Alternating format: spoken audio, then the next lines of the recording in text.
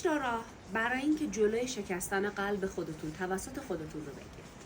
اولین و مهمترین راه، از دیگران ابداً توقع نداشته باشید.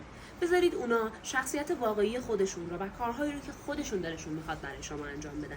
اینجوری شما میتونید انتخاب بکنید که کنار چه کسایی قرار بگیرید، کنار چه کسایی نه.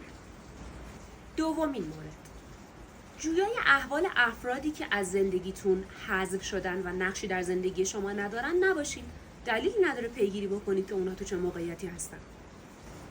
سومین مورد، ابداً به نتیجه فکر نکنید. فقط به مسیر فکر کنید. به اهدافتون فکر کنید و مسیر رو ادامه بدید. نتیجه خودش اتفاق میفته. با پیشبینی شما از اینکه نتیجه چی خواهد شد، نتیجه تغییری نمیکنه. چهارمین مورد، وابستگیت رو به افراد به حد اقل برسون. ابداً منتظر نباش که اونها عامل خوشحالی و خوشبختی تو بشن.